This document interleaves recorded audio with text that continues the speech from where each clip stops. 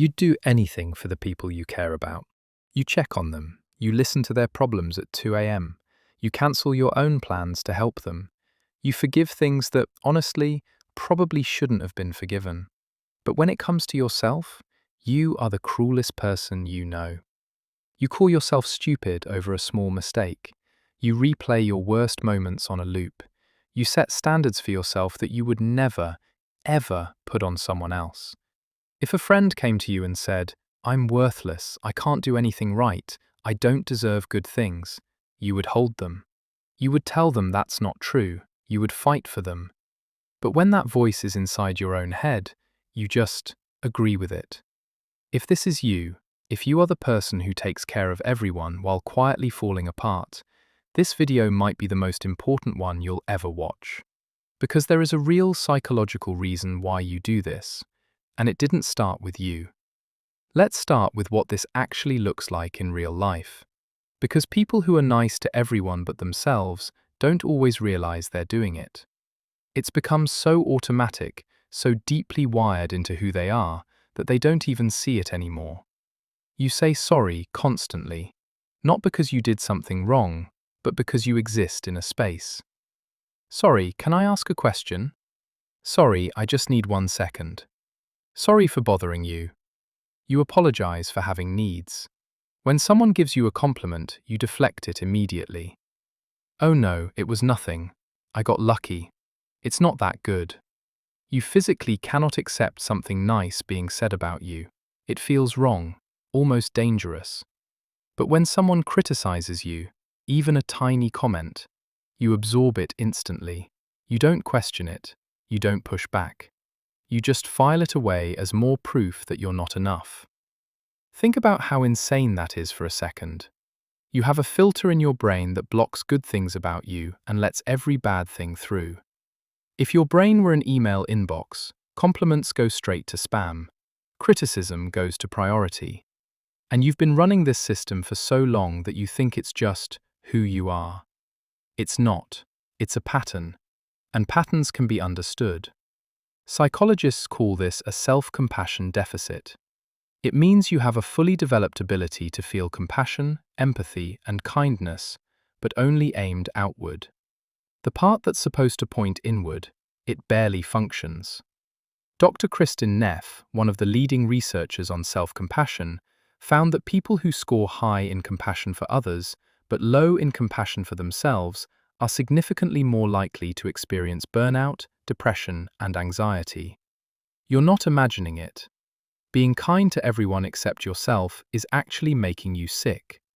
And it's exhausting in a way that's hard to explain to people who don't experience it. Because from the outside, you look fine. You look like the strong one, the reliable one, the one who always has it together. Nobody sees the cost. Nobody sees that you go home and collapse. That you lie in bed wondering why you feel so empty after spending the entire day giving. That you're running on fumes and pretending it's fuel. Here's the thing that makes this pattern so painful. You don't just neglect yourself. You actively punish yourself. You made a mistake at work? Normal people move on. You? You think about it for 3 weeks. You lose sleep. You convince yourself everyone noticed and everyone judges you, and you're probably going to get fired over something that nobody else even remembers. Someone doesn't text you back? You don't think they're probably busy. You think, I said something wrong. They don't actually like me. I'm annoying. I should stop reaching out to people. One unanswered text turns into a full identity crisis. And the worst part? You know the advice you'd give someone else in this situation. You know you'd say, "It's not a big deal," or "You're overthinking it," or "You deserve better than this." You know all the right answers. You just can't apply them to yourself. It's like being a doctor who can heal everyone except their own wounds. So where does this come from? Why are some people wired this way? Let's go back to the beginning. For most people who are nice to everyone but themselves, this pattern started in childhood. Specifically, it started the moment you learned that love was conditional. Maybe your parents only showed affection when you were helpful, when you were quiet, when you got good grades, when you didn't cause problems. You learned very early that love wasn't free, it had to be earned, and the way to earn it was to be useful. So you became the easy kid, the one who didn't ask for much, the one who took care of their own feelings because the adults around you couldn't, or wouldn't, take care of them for you. And here's what nobody tells you about being the easy kid. You weren't easy because nothing bothered you. You were easy because you learned to suffer quietly. In psychology, this is called the fawn response. You've heard of fight, flight, and freeze. Fawn is the fourth one. It's when your survival strategy isn't to fight back, run away, or shut down, it's to please. To make yourself useful, to become whatever the other person needs you to be so that you stay safe. And it works. As a child, it keeps the peace. It gets you love. It keeps you safe. But as an adult, it turns into a prison. Because now you can't stop. You don't know who you are outside of what you do for other people. Your entire sense of worth is built on being needed. And when you're not needed, when nobody's asking you for help, that's when the emptiness hits. That's when the inner voice gets loudest. See? Nobody actually cares about you. They only keep you around because you're useful. The moment you stop giving, they'll leave. That voice isn't you. That voice is the story you built as a child to make sense of a world that wasn't giving you what you needed. It was a smart story, it helped you survive. But it's not true anymore. And carrying it into adulthood is slowly destroying you. Let me tell you something that might be hard to hear. The way you treat yourself? If you treated a friend that way, they would leave. If you spoke to a coworker the way you speak to yourself in your own head, you would be reported. If a stranger on the street said to you the things your inner voice says daily, you would be horrified. You hold yourself to an impossible standard and then punish yourself for being human. You expect perfection and call anything less failure. You give everyone else unlimited chances and give yourself zero. That's not discipline. That's not being humble. That's self-abandonment. And you deserve better. So how do you start to change this? First, and this is the hardest part, you have to catch the voice. The inner critic speaks so fast and so constantly that you've stopped noticing it. It's like background noise. But it's shaping everything. Start paying attention.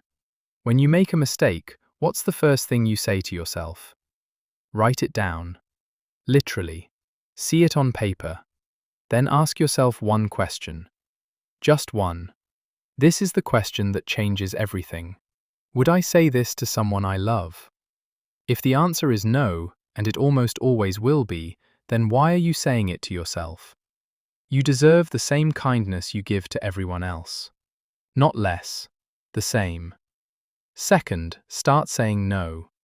I know that sounds terrifying. For someone whose entire identity is built on being helpful, saying no feels like you're becoming a bad person. You're not. You're becoming a whole person. There's a difference. Saying no doesn't mean you stop caring about people. It means you start including yourself in the list of people you care about. That's not selfish, that's survival. Third, let people see you struggle. Stop pretending you're fine. Stop being the strong one every single time.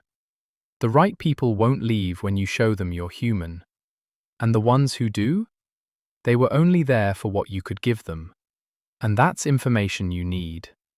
You have spent your entire life making sure everyone around you feels loved, feels seen, feels valued. It's time to turn that same energy inward. Not instead of caring for others, in addition to it. You are not selfish for having needs. You are not a burden for taking up space. You are not less important than the people you help. You are a person who learned to survive by giving everything away. And now it's time to keep some of it for yourself. If this video felt like someone read your diary, you're not alone. Millions of people are walking around right now, holding everyone else together while quietly falling apart. You're not broken. You're not too sensitive. You're not weak. You are someone who was never taught that they matter too. but you do. You matter so much, and I hope this is the moment you start believing it. If this hit you, drop a comment and tell us, when was the last time you were kind to yourself? We read every single one. And if you haven't subscribed yet, we're here every week. We'll see you in the next one.